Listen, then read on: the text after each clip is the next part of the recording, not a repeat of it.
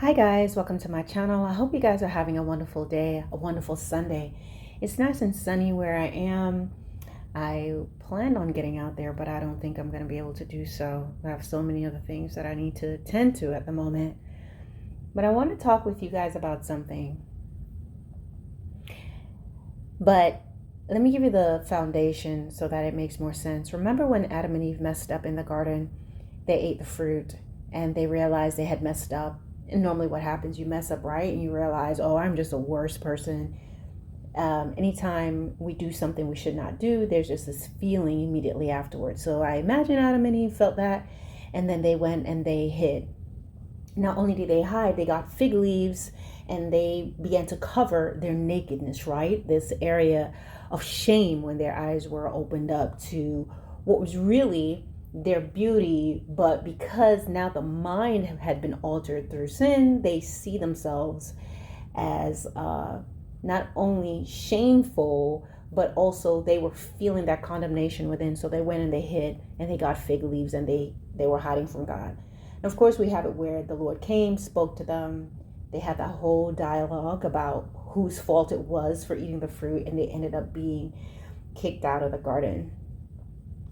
And I want to just say that, if it was just a matter of you have messed up, get out of my sight, there would be no questions involved. I feel that, I often wonder what would have happened if Adam and Eve had just been straightforward with God about what they've done versus Adam blaming God, Eve blaming the serpent, and then they're hiding from him on top of it, right? Because what happens when we hide from God, when we do things wrong and you hide from God, there is this whole self-condemnation thing that goes on. There is the soliloquy you may have by yourself. There's all these images of you being the worst thing ever, and you hide from the Lord. And in hiding from God and trying to cover yourself, you end up separating, and you end up going through this process of blame. The first person you may blame is yourself, or you may blame other people. There's some people, they don't blame themselves at all. They blame everybody else for all the things that have happened. And so they're never in a place to be able to have that real conversation with God of bearing themselves, bearing their souls, being like David and saying, create in me a clean heart. Unto you, before you, only you have I sinned. Help me, and going forward. But there's a lot of people who they are using fig leaves, and I'm saying this figuratively, but we know that in the Garden of Eden, Adam and Eve covered themselves with fig leaves to hide.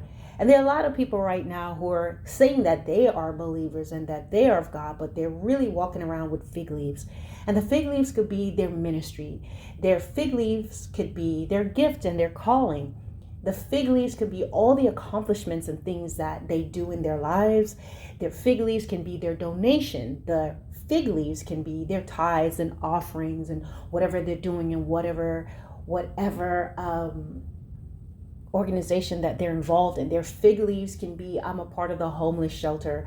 It can be anything, could be works. But the bottom line is, rather than dealing with what lies within, that sin, that part of them, their shadow self or whatever they struggle with, they want to hide from God, and then they want to put on a facade, not only for God, but to the world, right? Like, I think most importantly for these types of individuals are, how am I going to look? How will I look to the world? I have to keep on my fig leaf. And so what happens is the fig leaf creates this barrier where you are never really reaching your true self. You're never really coming to terms with what you may have done, said, this part of you that you struggle with, or this part of you that is not right, or just some hurts and pains that you have a fig leaf.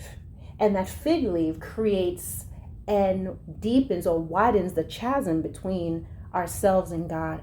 And so it's very important that we deal with those things. You have to deal with this ugly side of you, so to speak. You have to deal with whatever it is that you're struggling with. We have to be in a place where we need to come before God, bearing our souls and saying, Lord, this is me. This is what I'm going through. This is what I'm experiencing. Please help me. But unfortunately, there are too many people who have a fig leaf in place. That fig leaf may say bishop. That fig leaf may say pastor.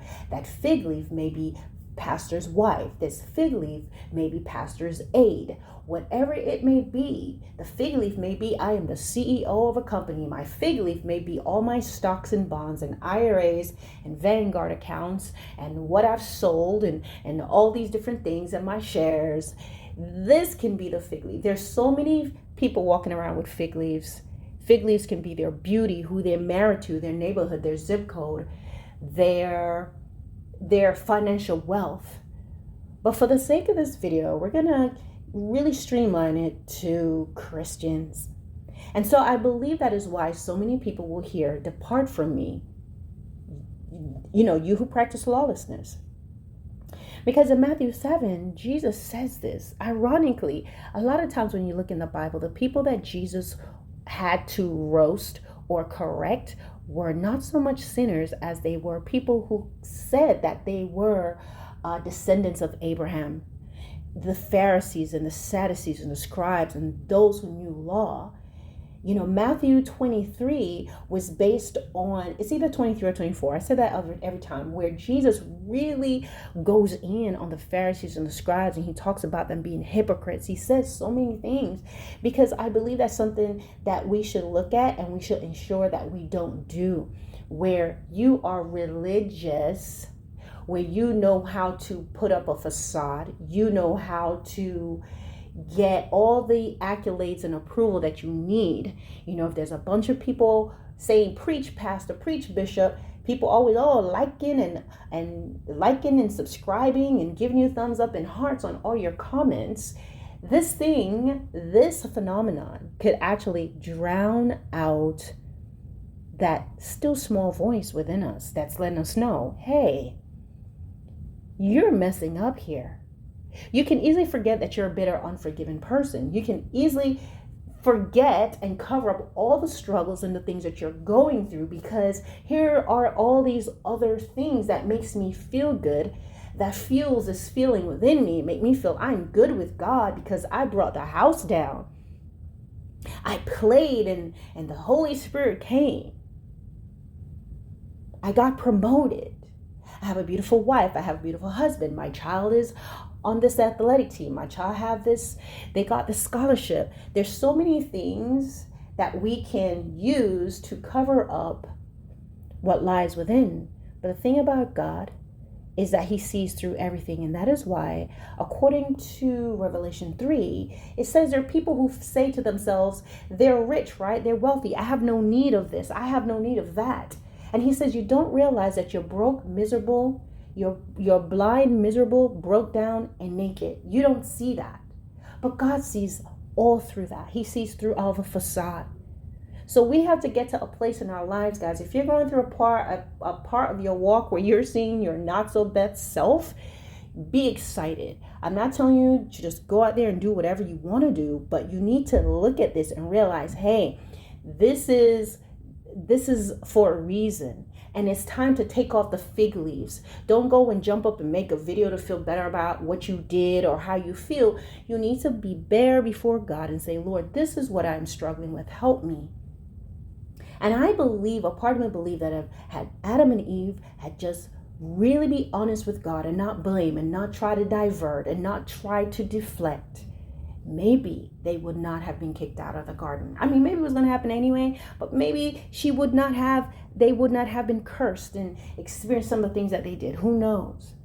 But I want to encourage you, my brothers and sisters, that when you do something wrong or when you're just not at your best place, don't allow yourself to be assaulted in the mind of everything that's wrong. And now you're going to go create your little fig leaf of what you can do and hide from God. But keep going to him. Be in his face, flaws and all. And then that will allow us, guys, to be under the mighty hand of God, where he will begin to do his perfect work within us, where we will now learn the meaning of what it is to say, in my weakness, you are strong.